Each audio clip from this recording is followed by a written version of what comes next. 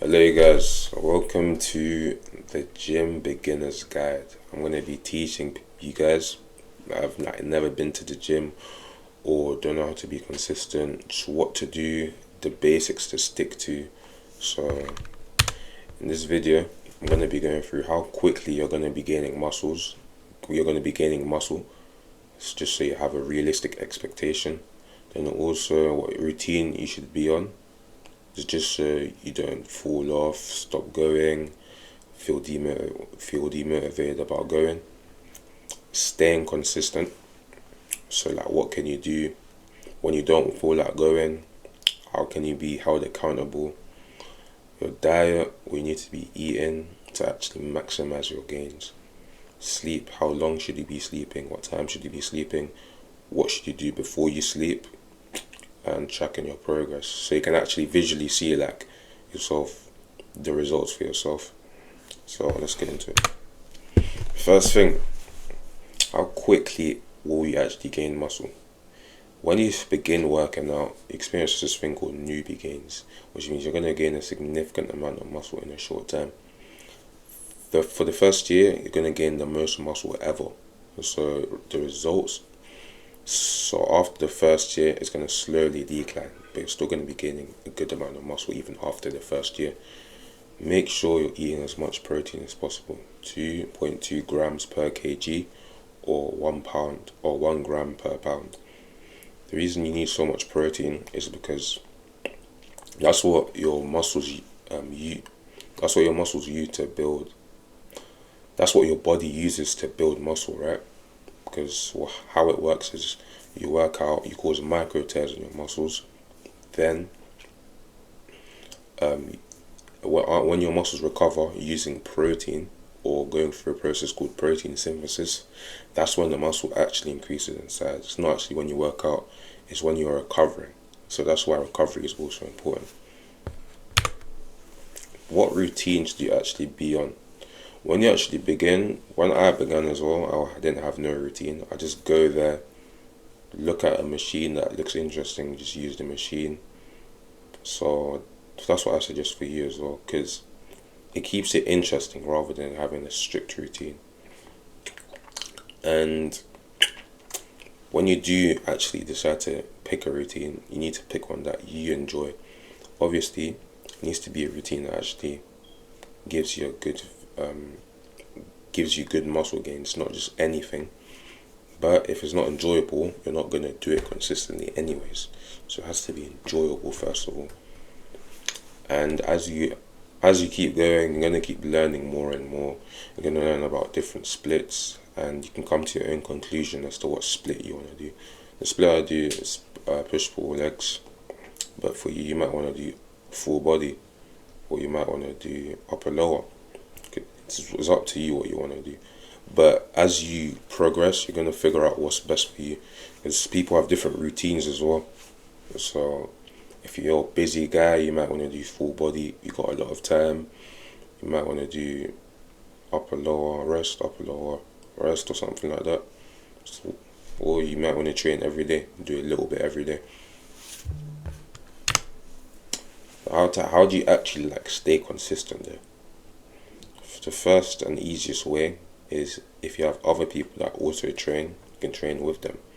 This makes the experience more enjoyable because you have someone to talk to, communicate with. And if you're slacking, they can be like, yo, why are you slacking, man? They can actually get you back on it. And also when you're training, they can push you to your limits. Because when you train by yourself, if you give up early, no one's gonna say anything. But if you give up early when you're with your friends, it's gonna be like Diamond Gym. They're gonna be shouting at you to actually push the failure. Because the closer you get to failure, the more micro tears you're giving yourself, and that's gonna give you a bigger return in the future. So it's important to push the failure as well when you're training. Also, one thing: don't overwhelm yourself. Make sure you're going. Make sure every time you go, it's for the same amount of time. Don't go for 3 hours one day, then 20 minutes the next day, 3 hours another day, 15 minutes.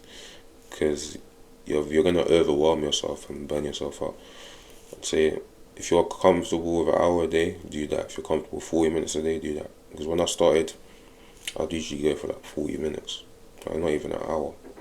So whatever you can consistently do, do that. And also get enough rest.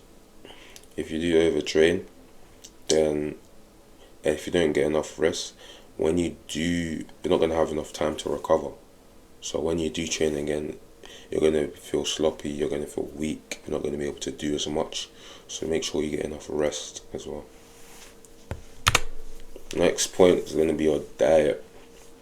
Of course, just to keep it as simple as possible, you don't need to, the same thing with the routine, you don't need some specific diet when you're starting out.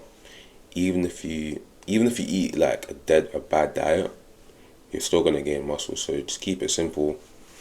Add in some higher protein foods: eggs, chicken breast, nuts. Eggs and chicken breasts are two with the like most protein. But if you do struggle to get your protein in, or you want a cheap alternative, then I'd say get protein powder. You can get any protein powder you want. You can mix it with other stuff as well, if you want it to taste good.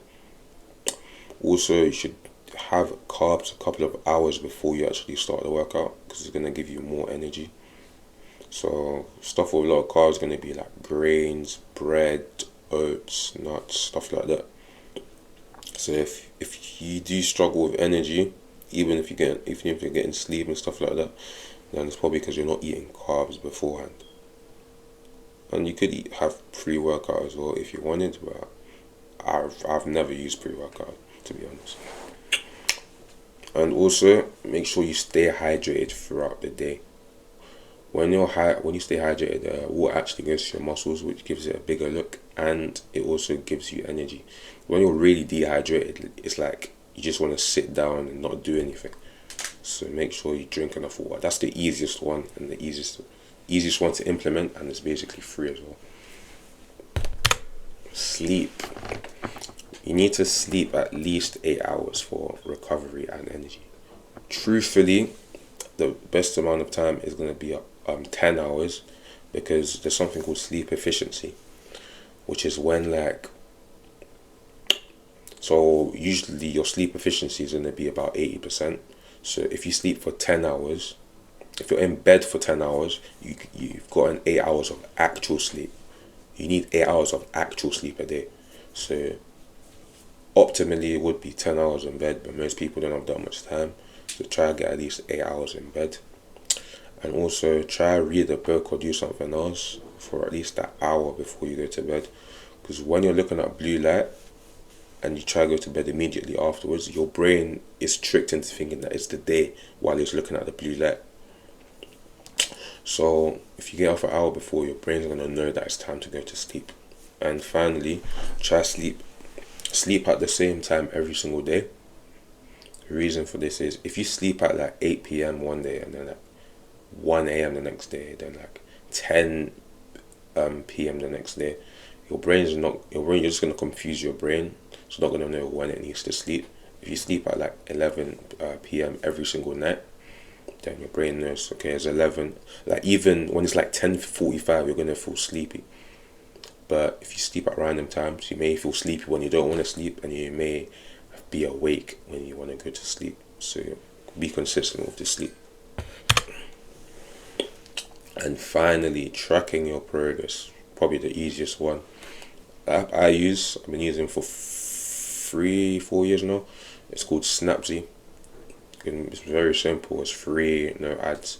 All you do, you can take pictures on it, and you can track your weight. It also tells you when the last picture you took was, and it tells you how much weight you've gained since you started out. Now, the way I use it, take 3 pictures a week of my of the front, side, and the back, and it makes sure you get some good lighting as well. But yeah, that's basically it. But hope you guys took some useful information from that. If you did enjoy the video, please consider liking, subscribing, and commenting down below. Thank you very much for watching this video. I will see you guys next time. Take care.